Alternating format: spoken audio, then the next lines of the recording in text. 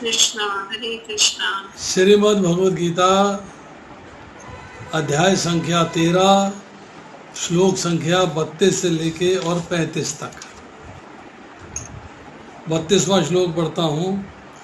अनादित्वात् निर्गुणत्वात् परमात्मा अयम अव्ययः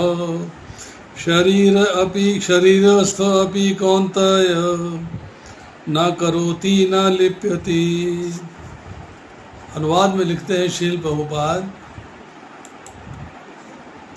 शाश्वत दृष्टि संपन्न लोग यह देख सकते हैं कि अविनाशी आत्मा दिव्य, शाश्वत तथा गुणों से अतीत है। हे अर्जुन, भौतिक शरीर के साथ संपर्क होते हुए भी आत्मा ना तो कुछ करता है ना ही लिप्त होता है। बहुत इम्पोर्टेंट श्लोक है ये, वेरी डिफ़िकल्ट टू अंडरस्टैंड, समझना बड़ा कठिन है। इसके तात्पर्य में प्रभुपाद लिखते हैं, ऐसा प्रतीत होता है कि जीव उत्पन्न होता है क्योंकि भौतिक शरीर का जन्म होता है। ऐसा प्रतीत होता है, इट लुक्स लाइक, तो जीव उत्पन्न नहीं होता है। इसकी भी चर्चा करेंगे। लेकिन वास्तव में जीव शाश्वत है, वह उत्पन्न नहीं होता और शरीर में स्थित रहकर भी वह दिव्य तथा शाश्वत रहता है। इस प्रकार वह विनष्ट नहीं किया जा सकता। वह स्वभाव से आनंदमय है, वह किसी भौतिक कार्य में प्रवृत्त नहीं होता।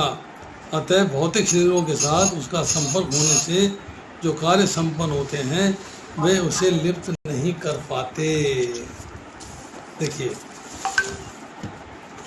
बहुत सिंपल एक्सप्लेनेशन दिया है प्रभुपाद ने कि ऐसा प्रतीत होता है, कि लग रहा है कि ऐसा है पर ऐसा है नहीं। इसके पहले हमने चर्चा करी है, अगर हम भगवद गीता के 13वें अध्याय के शुरू में जाएं तो हम क्या देखेंगे कि 3 चीज़ों की चर्चा हो रही है। क्षेत्र के बारे में और 2 क्षेत्रज्ञ के बारे में। क्षेत्रज्ञ मीन्स जो क्षेत्र को जानने वाला है। क्षेत्र क्या है? क्षेत्र है आपका शरीर, और जो जानने वाला है वो 2 हैं, एक है आत्मा और दूसरे है परमात्मा। फिर हमने 5वें श्लोक के अंदर चर्चा करी कि 5 प्रकार के कोश हैं। 5 कोशों से जीव घिरा हुआ है, अर्थात एनकेस्ड है, अर्थात ढका हुआ है। अन्नमय कोश जीवन के लिए अन्न पर आधारित है, अन्न के बिना जीवन नहीं चल सकता। Dependence on food for existence. दूसरा प्राणमय कोश, मतलब living symptoms and life forms. आपके जीवन में जो जीवनी शक्ति है वो, और जो लाइफ की अलग अलग फॉर्म्स हम देखते हैं, कीटाणु हैं, कीट हैं, पतंग हैं, पशु हैं, पक्षी हैं, वगैरह वगैरह वगैरह। ज्ञानमय कोश में है मनोमय, मन अर्थात थिंकिंग एंड विलिंग। और चौथा है विज्ञानमय कोश, उसमें क्या है? Distinguishing mind and life symptoms from self. मन से जो भाव प्रकट हो रहे हैं, मन से जो बातें आ रही हैं वो, और जीवन में जो बातें चल रही वो, उनको अपने से अलग करना। और आनंदमय कोश क्या है? Realisation of blissful nature. मतलब विज्ञानमय कोश के अंदर आप जो है रियलाइज़ करते हो कि सोल डिफरेंट है, ग्रॉस बॉडी अलग है, सटल बॉडी अलग है और सोल अलग है। और आनंदमय कोश के अंदर आप रियलाइज़ करते हो that you are servant of the lord, आप भगवान के सेवक हो। अब आती है बात कि 31वें श्लोक के अंदर चर्चा आ रही है कि आपको आत्मा को रियलाइज़ करना है। आत्मा को कैसे रियलाइज़ करेंगे? जो मटेरियल बॉडी मिली है, जो शरीर मिला है, वो एक्चुअली जो है आत्मा को बिलोंग नहीं करता। आत्मा उसकी स्वामिनी नहीं है। शरीर के स्वामी भी भगवान हैं और आत्मा के स्वामी भी भगवान हैं, पर आत्मा को इस जीवन के अंदर अपने कर्मों का फल भोगने के लिए शरीर की प्राप्ति होती है, उसे शरीर को धारण करना पड़ता है। अब जब सारे भूत समूह से पृथक पृथक भाव को एकमात्र प्रकृति में ही अवस्थित एवं प्रकृति से इनका विस्तार है, ऐसा जो व्यक्ति जान लेता है वह ब्रह्म भाव को प्राप्त हो जाता है, अर्थात आत्मा को जान लेता है। क्या अर्थ है इसका? कि पृथ्वी जल अग्नि वायु आकाश, मन बुद्धि अहंकार, ये सब प्रकृति के अंश हैं और शरीर के ये अंश हैं, अर्थात प्रकृति से जिससे शरीर बना है उसमें ये 8 चीज़ें हैं जिनसे कि शरीर बना है। ये 8 चीज़ों का विस्तार जो है आप शरीर के रूप में देख रहे हो। जो व्यक्ति ये जान लेता है कि आत्मा और ये शरीर दोनों अलग अलग हैं, वो जो है ब्रह्म भाव को प्राप्त हो जाता है। ब्रह्म भाव का मतलब ये है कि जब वो जीव देख लेता है कि वो स्वयं प्रकृति से अलग है, अर्थात जीव और प्रकृति दोनों अलग अलग हैं, इस बात को उसने समझ लिया, तब वो रियलाइज करता है अपने शाश्वत स्वरूप के बारे में जिसमें 8 गुण हैं। छांदोग्य उपनिषद के 8वें अध्याय के पहले श्लोक में चर्चा आती है। 8 गुण क्या हैं? धर्माधर्म से शून्य, जराहीन, जराहीन मीन्स बुढ़ापा नहीं आता, मृत्युहीन मीन्स जीव की मृत्यु नहीं होती है, शोक रहित मीन्स जीव में शोक नहीं प्रकट होता है, भोजन इच्छा रहित उसको भूख नहीं लगती है, पिपासा शून्य उसको प्यास नहीं लगती है, सत्य काम अर्थात सत्य से रियलाइज होता है कि ये जीव अलग है और शरीर अलग है। इसको रियलाइज किया तो अब वो ट्रुथफुल है, भगवान के सेवक के रूप में अपने आप को स्वीकार करता है और सत्य संकल्प अर्थात जो भी वो संकल्प लेता है, जो भी डिटर्मिनेशन करता है, जो भी फैसला करता है वो पूरा हो जाता है। अब भूत पृथक भावम, ये इसमें चर्चा आई। जीव देखता है कि सब प्राणी जिन्होंने अलग अलग रूप और आकार धारण किए हैं, जीव को नॉलेज है, जीव देख रहा है, चाहे देवता है, चाहे मनुष्य है, चाहे कीट है, चाहे पतंग है, चाहे पशु है, चाहे वृक्ष है, सब अपना अपना रूप और आकार खो देते हैं जब वे प्रकृति में प्रवेश कर जाते हैं। अर्थात जब प्रलय होती है सब के सब प्रकृति में प्रवेश कर जाते हैं, अपना रूप कीट नहीं रहता, सब समाप्त हो जाता है, अर्थात प्रकृति से मिला हुआ रूप उसका समाप्त हो जाता है। और प्रलय के समय सारे जो हैं आत्मा के सहित, कर्म फलों के सहित और आपके सूक्ष्म बुद्धि के सहित स्थूल शरीर रह जाता है, सूक्ष्म शरीर साथ जाता है, सब भगवान में प्रवेश कर जाते हैं, तब प्रलय होती है। तो जब सर्ग होता है तो सारे के सारे प्रकृति में फिर से प्रकट हो जाते हैं, दे ऑल मैनिफेस्ट अगेन। अब आता है शरीर के बारे में चर्चा, एक लाइन में पहले हम कर चुके हैं, आज उसको रिपीट करते हैं कि संपूर्ण प्राणियों के शरीर प्रकृति से बनते हैं, प्रकृति से उत्पन्न होते हैं, प्रकृति में ही स्थित रहते हैं और अल्टीमेटली प्रकृति में ही लीन हो जाते हैं। इस प्रकार जो देख लेता है कि सारा कार्य प्रकृति के गुणों द्वारा, प्रकृति के द्वारा हो रहा है, जब ब्रह्म को प्राप्त हो जाता है तब उसे अपने को, स्वयं को प्रकृति से अलग समझने की शक्ति आ जाती है और स्वतः सिद्ध स्वरूप का अनुभव हो जाता है कि मेरा स्वरूप, ये शरीर जो मिला है ये नहीं है, मेरा स्वरूप है भगवान के दास का, जीवेरे स्वरूप कृष्णेर नित्य दास। फिर वो उस लेवल पे आके समझता है कि now I understand who I am, now I understand who the Lord is, now I understand what is my relationship with him, मेरा उनके साथ संबंध क्या है, ये बात उसको समझ में आनी शुरू हो जाती है। बोथ सोल मतलब आत्मा और दूसरे सुपर सोल परमात्मा, अब उनको प्रकृति से कुछ लेना देना नहीं है। ये ब्रह्म की, ये मतलब ब्रह्म का दर्शन है, मतलब now you have reached a stage, या ब्रह्मभूत स्टेज पे आ गए हो, आपने इसको समझना शुरू कर दिया है। अब आती है श्लोक संख्या, हमने 32वां कर लिया है, अब श्लोक संख्या 32 में थोड़ी सी चर्चा और करते हैं। ब्रह्म में जब व्यक्ति ब्रह्म को जब समझ लेता है तो वो क्या रियलाइज करता है, तो वो क्या समझता है? वो समझता है कि आत्मा का प्रकृति के साथ संबंध किससे हुआ, क्या कारण था कि आत्मा ने प्रकृति के साथ अपना संबंध बना लिया। वो कारण है इच्छाएं, डिज़ायर्स। पर ये संबंध जो है परमानेंट नहीं है, क्योंकि शरीर जब समाप्त हो जाएगा तो इच्छाएं भी साथ ही समाप्त हो जाएंगी, दे विल एंड। अब यहाँ पे जो चर्चा आई है शब्द की कि अयम आत्मा, अयम आत्मा मतलब ये जीव जो है, हालांकि शरीर जो है उसमें स्थित है, जीव शरीर में प्रेजेंट है, पर अनादित्व परम मतलब शरीर का आरंभ नहीं है और अंत नहीं है, ऐसा नहीं है। ऐसा सोचना गलत है। शरीर का आरंभ भी है, शरीर मिलता है, उसका अंत भी है, शरीर समाप्त हो जाता है। पर आत्मा वो विनाश से परे है, उसका आरंभ नहीं है। इट इज़ टाइम इमेमोरियल, पता नहीं कब वो भगवान से विलग होके प्रकट हो गई।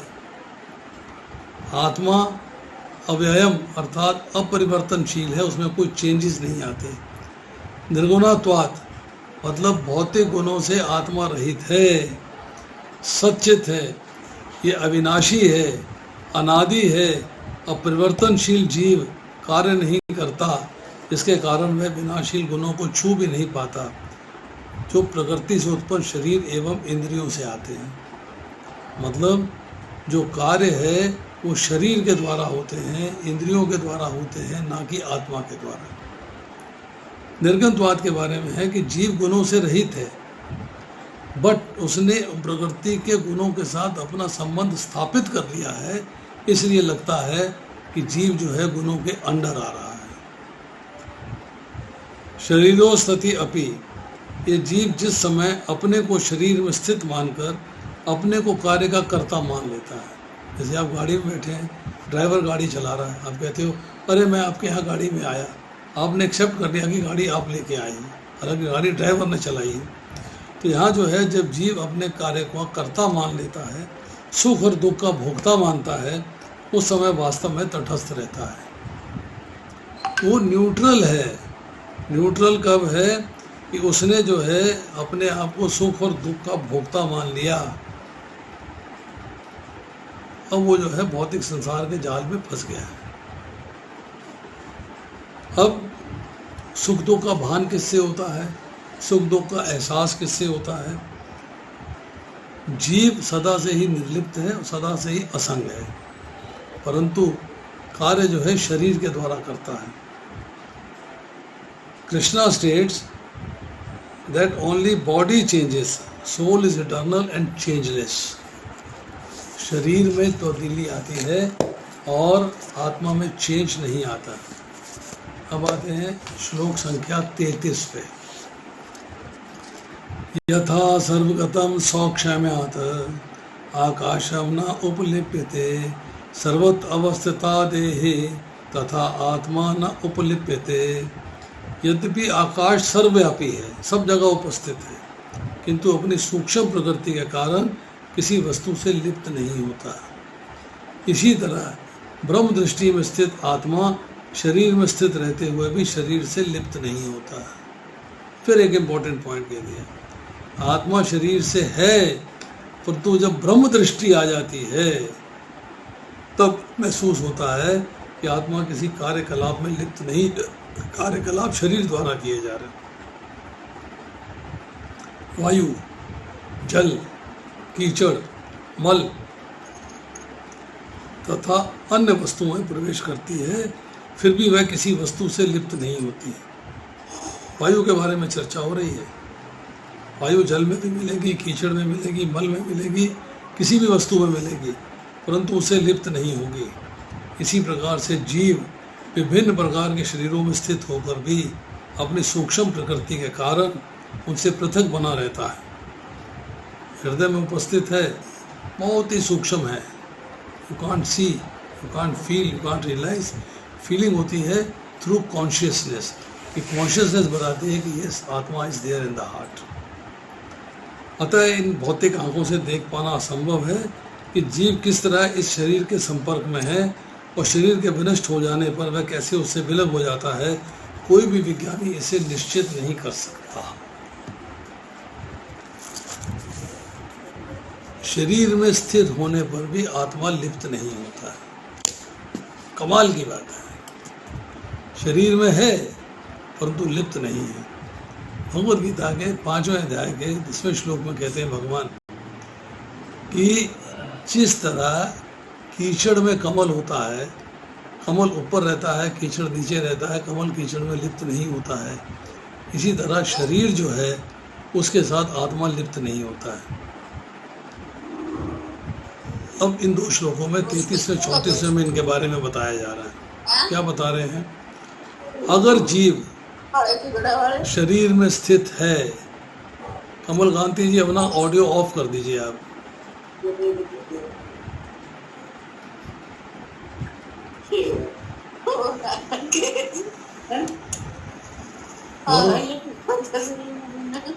वरुण प्रभु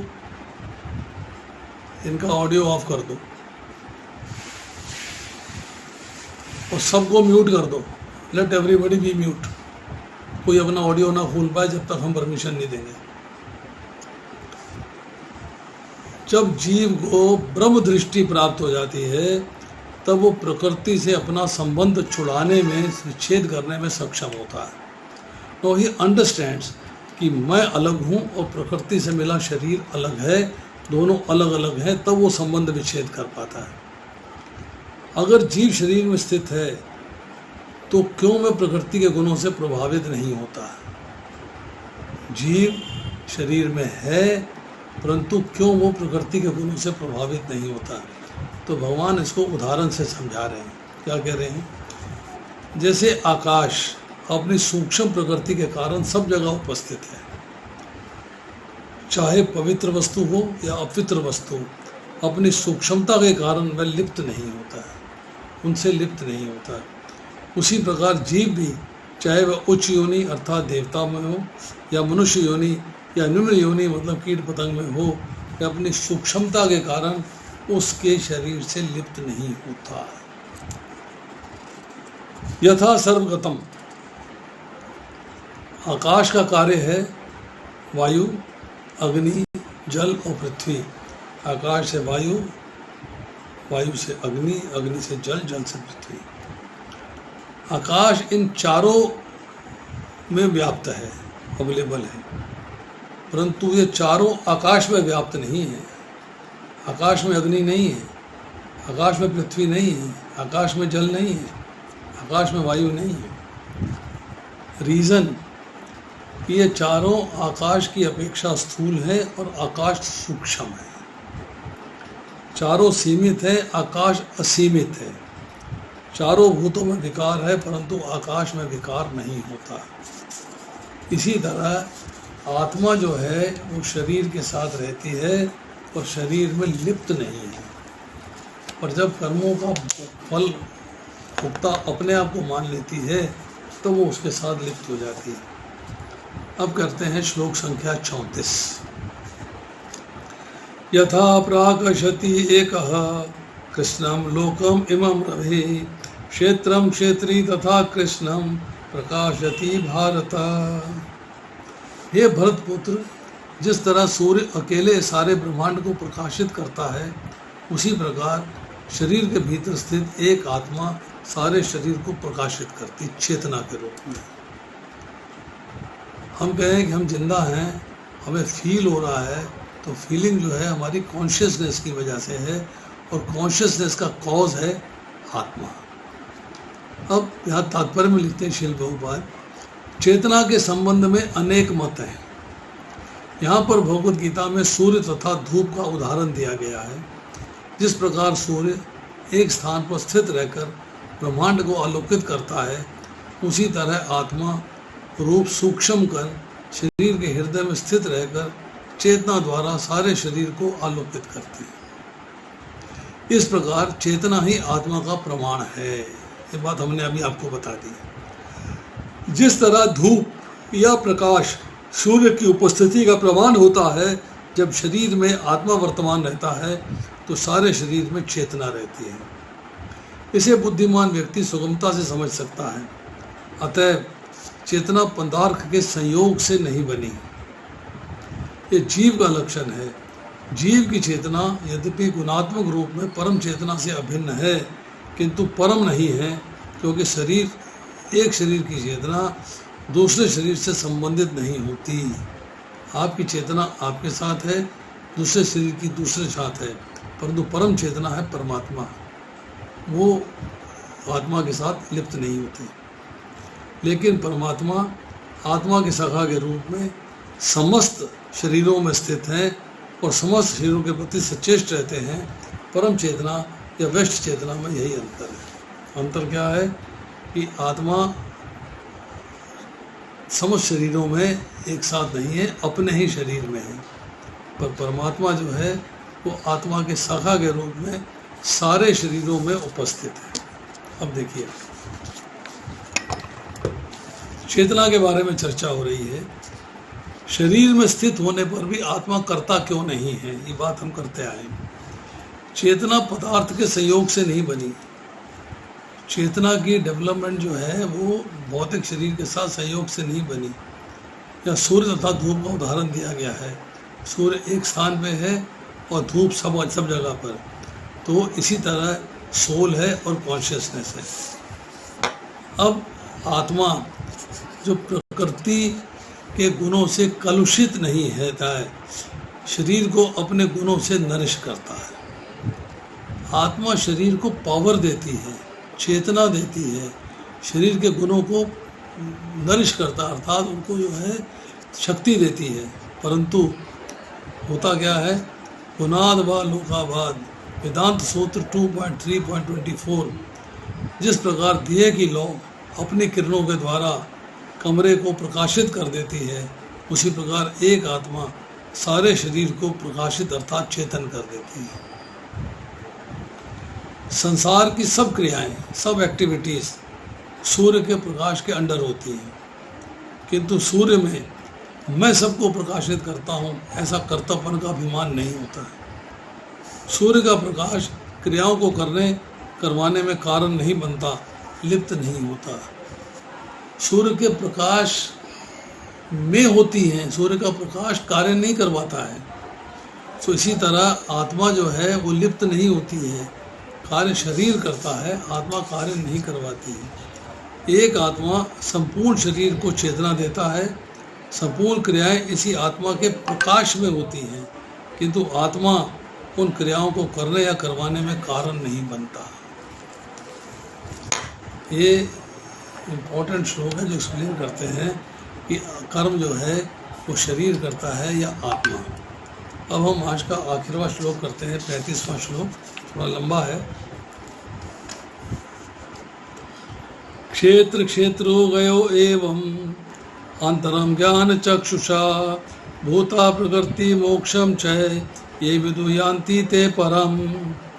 जो लोग ज्ञान के चक्षुओं से शरीर के ज्ञाता के अंतर को देखते हैं और भव बंधन की मुक्ति की विधि को भी जानते हैं, उन्हें परम लक्ष्य की प्राप्ति होती है। भगवान ने बता दिया कि आपको भगवान का धाम कैसे मिलेगा, परम लक्ष्य कैसे मिलेगा। तो परम लक्ष्य प्राप्त करने के लिए बोला है कि आपको जो आंखें रखनी है ज्ञान की रखनी है, ज्ञान से लेना है, मतलब बुद्धि के द्वारा ज्ञान को प्राप्त करना है कि what is right and what is wrong. शरीर करता है कार्य, आत्मा करती है कार्य, उसके अकॉर्डिंगली चलना है। फिर आप अंतर देख लेते हैं शरीर का और शरीर के ज्ञाता अर्थात आत्मा का भी और परमात्मा का भी, और आपने जान लिया है कि इस भौतिक संसार में मुक्ति का तरीका क्या है, तो उन्हें परम लक्ष्य की प्राप्ति हो जाती है।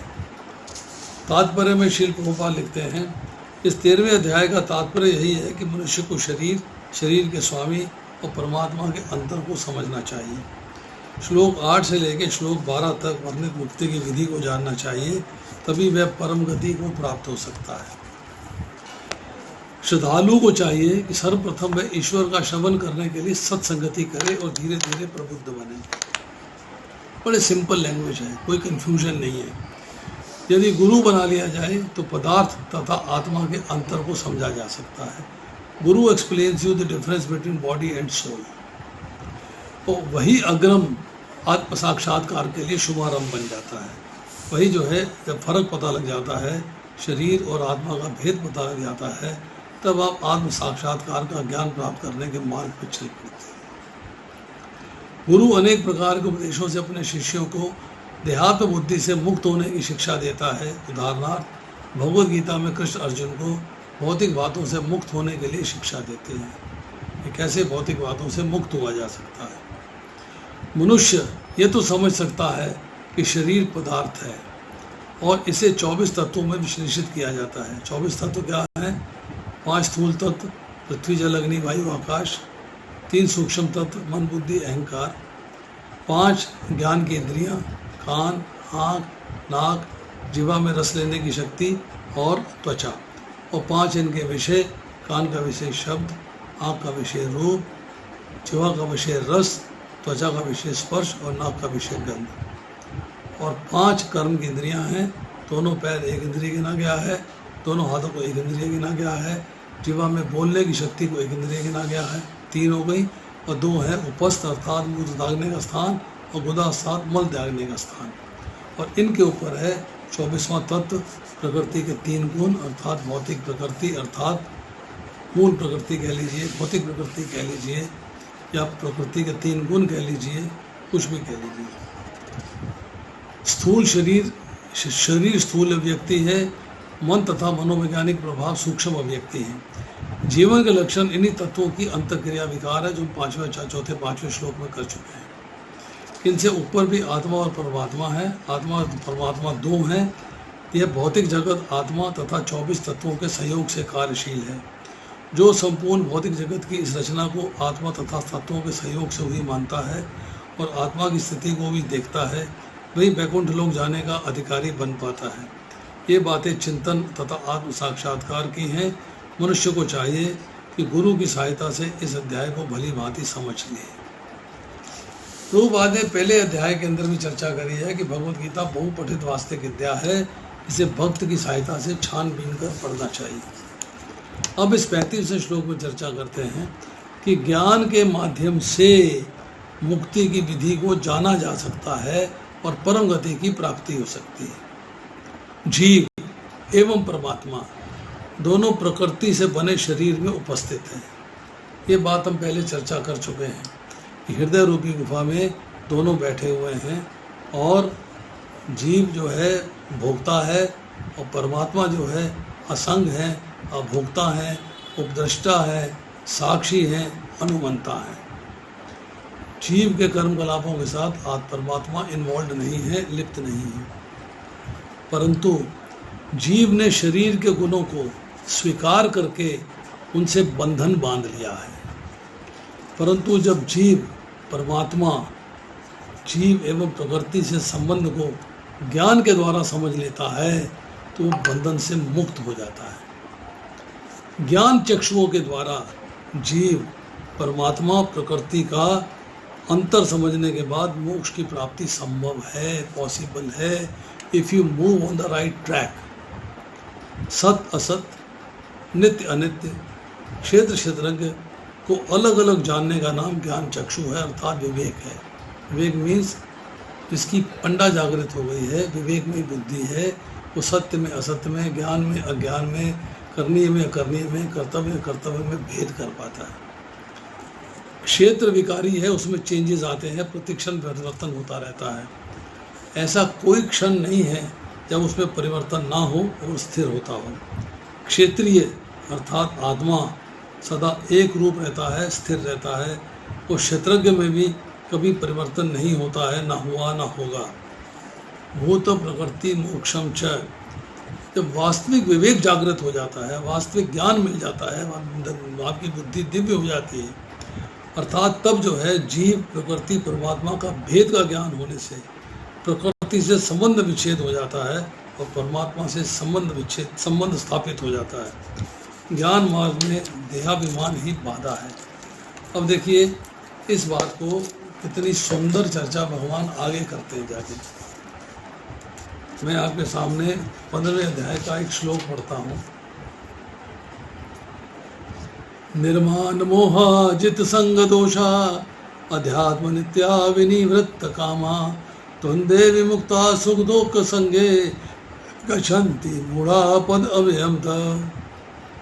जो बूटी प्रतिष्ठा मोह तथा कुसंगति से मुक्त हैं, जो शाश्वत तत्व को समझते हैं अर्थात जीव, परमात्मा और शरीर अर्थात प्रकृति को समझते हैं, उन्होंने भौतिक कामनाओं को नष्ट कर दिया है। विहाय कामान ये सर्मान प्रमाण चरती निष्प्राय। जो सुख तथा दुख के द्वंद्व से मुक्त हैं, जो मोह रहित होकर परम पुरुष के शरणागत होना जानते हैं, वे भगवान के धाम को प्राप्त होते हैं। उनको भगवान के धाम की प्राप्ति है। और इसी अध्याय के 3 और 4 श्लोक के अनुवाद में लिखते हैं प्रभुपाद कि जो उल्टा वृक्ष बताया है, अश्वत्थ वृक्ष बताया, उसकी चर्चा कर रहे हैं कि मनुष्य को चाहिए इस दृढ़ मूल वाले वृक्ष को विरक्ति के शस्त्र से काटे, तत्पश्चात ऐसे स्थान की खोज करनी चाहिए जहाँ जाकर लौटना न पड़े और जहाँ उस भगवान की शरण ग्रहण कर ली जाए, जिससे अनादि काल से प्रत्येक वस्तु का सूत्रपात तथा विस्तार होता है। अल्टीमेट जो आपका एम है वो है भगवान के धाम जाना, भगवान का प्रेम प्राप्त करना और मुक्ति प्राप्त करनी। पर 13वां अध्याय जो है इसमें इम्पोर्टेंट है, जहाँ आपको समझना है प्रकृति, पुरुष और चेतना तीनों के बारे में। पुरुष 2 हैं, प्रकृति आपका शरीर है, पुरुष 2 हैं, एक आत्मा है एक परमात्मा है। दोनों के बारे में जानना है और दोनों के डिफरेंस के बारे में जानना है। शरीर से आत्मा का डिफरेंस क्या है इसके बारे में जानना है। इसकी चर्चा दूसरे अध्याय के 11वें श्लोक से लेकर 30वें श्लोक तक हो चुकी है। तो यहाँ जो है 13वां अध्याय खत्म होता है। अगली बार हम करेंगे 14वें अध्याय का आरंभ। आज इतना ही। किसी का कोई प्रश्न है तो is most welcome to ask.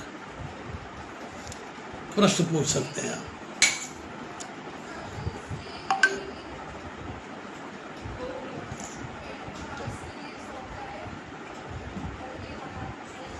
बताइए।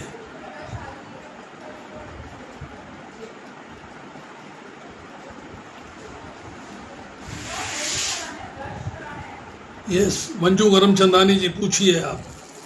हरे कृष्णा प्रभु जी, दंडवत प्रणाम। यस, पूछिए, बताइए। प्रभु जी एक बार 20, 21 और 22 का नक्शल में बता देंगे। इसी अध्याय के 20, 21, 22। 20, 21, 22 में आप उपस्थित नहीं थे क्या? फिर आपको क्यों नहीं समझ में आया? आ गया प्रभु जी, एक बार रिवाइज करना है बस। वो बहुत मुश्किल लग रहा था। पूरा अध्याय मुश्किल है। ये थोड़ा ज्यादा टेक्निकल है। इसको बार बार सुनना चाहिए। जी प्रभु जी, कोशिश कर रहे हैं। 30वें श्लोक में कहते हैं प्रकृति तथा जीवों को अनादि समझना चाहिए, उनके विकार तथा गुण प्रकृति जन्य हैं। अब देखिए इसमें जो चर्चा आ रही है, अनादि मीन्स कि जिसकी बिगिनिंग नहीं है, जिसका एंड नहीं है, शुरू से है। वो क्या है कि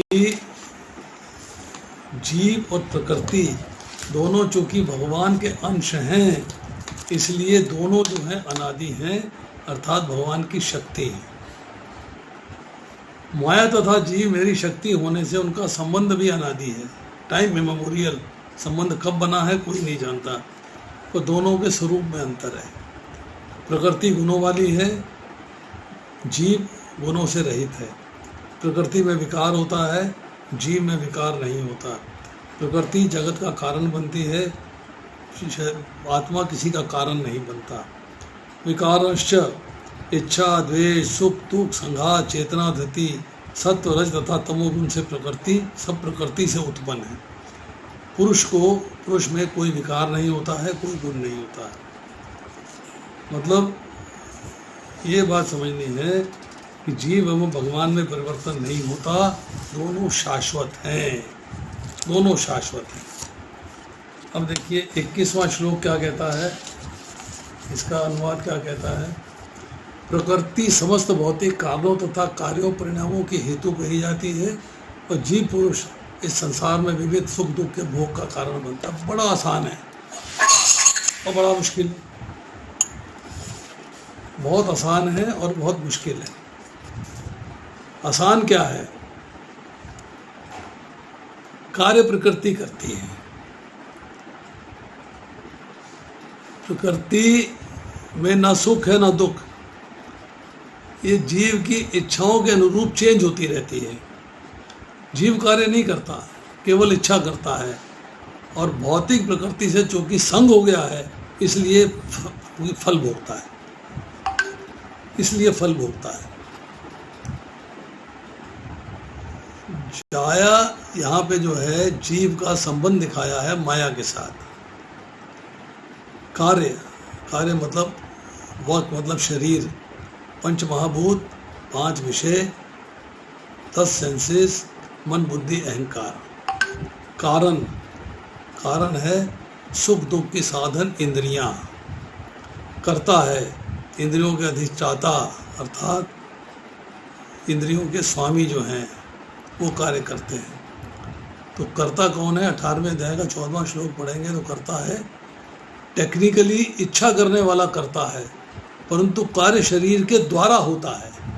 ये बात सोचने वाली है कि तत्वे अर्थात प्रकृति ही कारण है, यही शरीर एवं इंद्रियों में परिवर्तित होती रहती है। जीव के कर्म एवं इच्छा के अनुसार प्रकृति में परिवर्तन होकर शरीर व इंद्रियां बनती हैं, उसी के अनुसार कार्य करती हैं। जीव ही कारण कहलाता है क्योंकि वह सुख दुख को भोगता है जो उसे प्रकृति से मिलता है। 18वें अध्याय के 14वें श्लोक में चर्चा आती है। जो उत्पन्न होता है वो कार्य कहलाता है, जिसके द्वारा कार्य की सिद्धि होती है अर्थात जो करण है, जो क्रिया करने के साधन है, 5 कर्मेंद्रियां, 5 ज्ञानेंद्रियां, मन बुद्धि और अहंकार।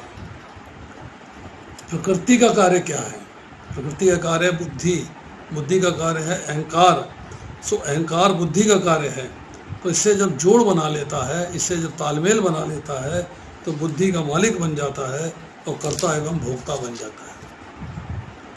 अब आती है श्लोक संख्या 22। श्लोक संख्या 22 है। इस प्रकार जीव प्रकृति के तीनों गुणों का भोग करता हुआ प्रकृति में ही जीवन बिताता है। उस प्रकृति के साथ उसकी संगति के कारण है, इस तरह उसे उत्तम तथा अधम योनियां मिलती रहती हैं।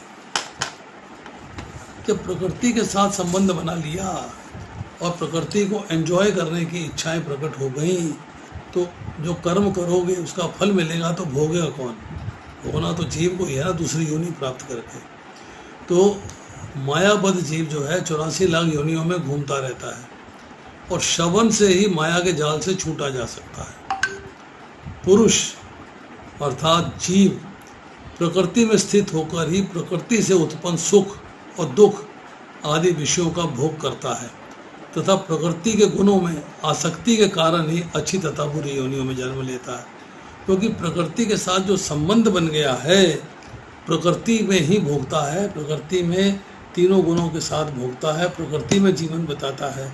जब प्रकृति के साथ संग हो जाता है तब उसे उत्तम या अधम योनियां मिलती रहती हैं। जीव है सच्चिदानंद, अपने अनादि कर्म फलों के कारण प्रकृति में स्थित हो जाता है। प्रकृति से उत्पन्न जो शरीर है, इंद्रियां हैं, प्राण हैं, जो जीव पर राज्य करने लगते हैं और जीव सुख दुख का फीलिंग करना शुरू कर देता है, उसका अनुभव करता है। भोगते है मतलब भोगता है उसको। जो सत्य योनियां हैं, जो देवता है, मनुष्य है, या असत योनियां हैं, जो निम्न योनियां हैं, कीट है, पतंग है, पशु है, पक्षी है, ये जीव के कारण है कि प्रकृति से संबंध बनाया, प्रकृति को भोगा, कर्म फल की प्राप्ति हुई और निम्न योनियों में गया या उच्च योनियों में गया। Cause is association. क्या एसोसिएशन है?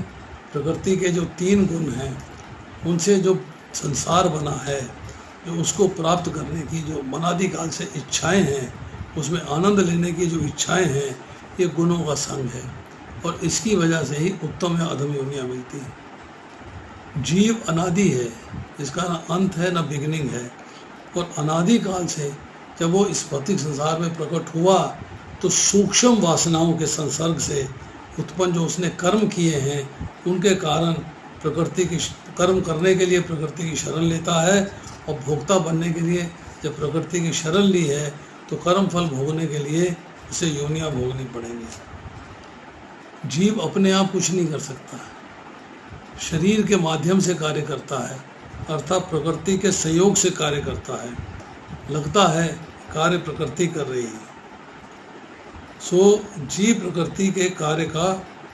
प्रकृति का कार्य के लिए प्रयोग करता है, तो कहते हैं कि प्रकृति कार्य कर रही है, परंतु एक्चुअल करता इच्छाएं हैं, वो इच्छाएं करता है जीव। ये 18वें अध्याय के 14वां श्लोक पढ़ेंगे तब क्लैरिटी आएगी। लीजिए माता जी, आपके 3 श्लोक कर दिए हमने। थैंक यू प्रभु। अब बताइए आप।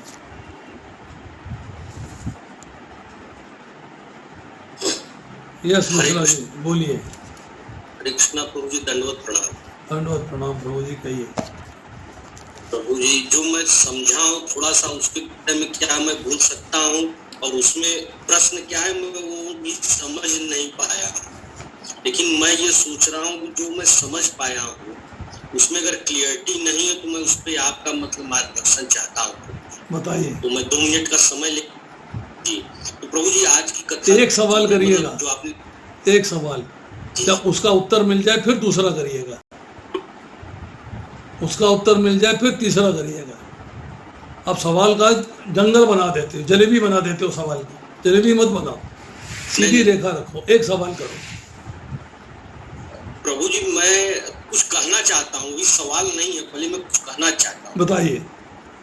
कि जो मैं समझ ये पाया हूँ प्रभु जी की आत्मा जो है उसने एक स्वतंत्र भोग की इच्छा की थी, जिससे उसका प्रारब्ध बना, और वो प्रारब्ध को भोगने के लिए उसको शरीर प्राप्त हुआ। तो जो सारी समस्या का जड़ रहा उसकी इच्छा रही।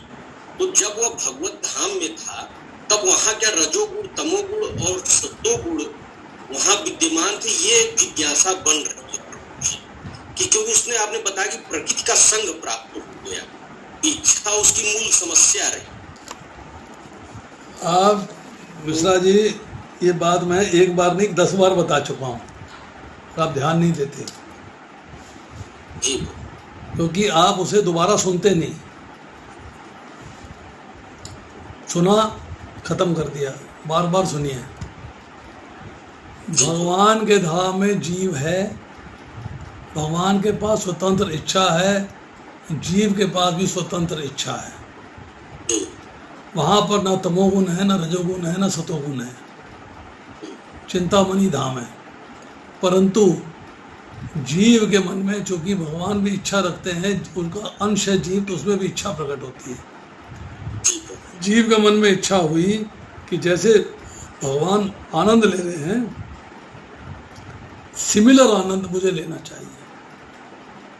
वहाँ कार्य है भगवान की सेवा का। तो सेवा के कार्य को न करके, न सोच के, न समझ के वो भगवान जैसा आनंद प्राप्त करना चाहता है। उसको भगवान जैसा आनंद चाहिए। अब चूंकि भगवान जैसा आनंद चाहिए तो भोक्ता राम जग तपसाम सर्वलोका महेश्वरम, वहाँ तो एक ही भगवान है और एक ही भोक्ता है।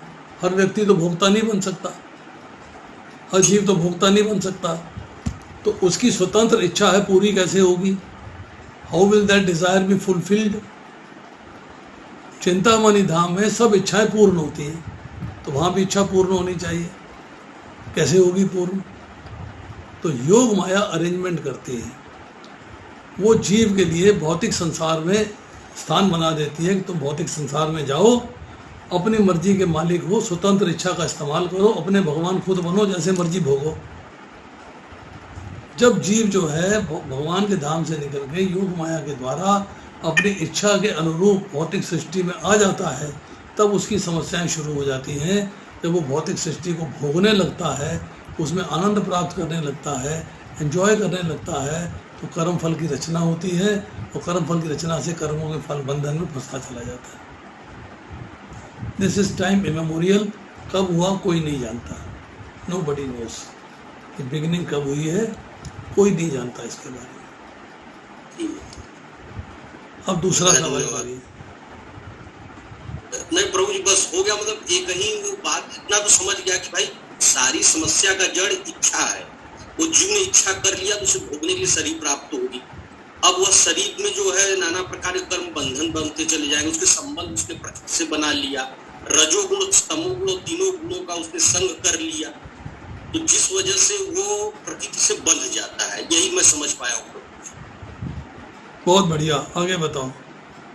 नहीं बस हो गया प्रभु जी। वही मैं समझा कि रजो तमोगुण सतोगुण क्या वहां भी रहे कि एसोसिएशन इसको मिला कैसे जीव। चलिए कोई बात नहीं, सेटिस्फाइड, वेरी जी गुड। जी जी, थैंक यू प्रभु। हरे कृष्णा, दंडवत प्रणाम। दंडवत प्रणाम प्रभु। और कोई?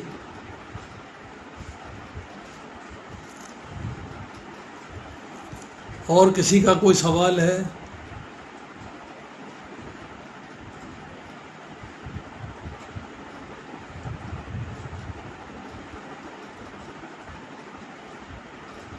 यस सपना माता जी पूछो।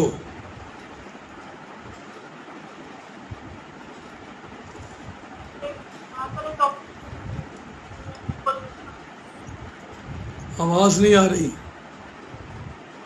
प्रभु जी नहीं है आज वाले क्वेश्चन। आपकी आवाज ही नहीं पहुंच रही मेरे तक।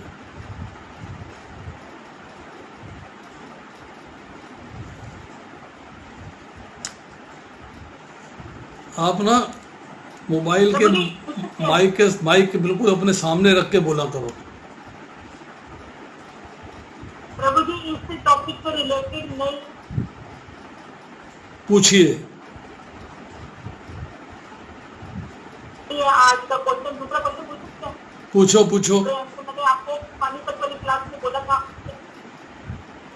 मैं संडे को पानीपत आ रहा हूँ, वहाँ पूछ लेना मेरे से। मैंने आपको पानीपत वाली क्लास में बोला था कि श्लोक। संडे को मैं पानीपत आ रहा हूँ। हाँ जी प्रभु जी, ठीक है।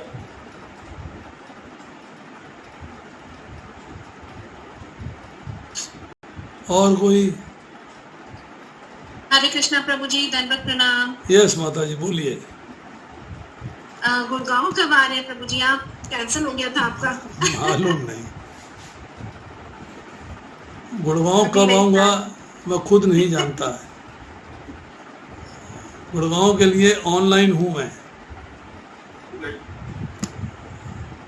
ठीक है प्रभु जी। ग्रुप की जो बात हुई है, अभी ग्रुप पे आज आपने मैसेज डाला था, काफी लोगों का यस यस आ गया है। बट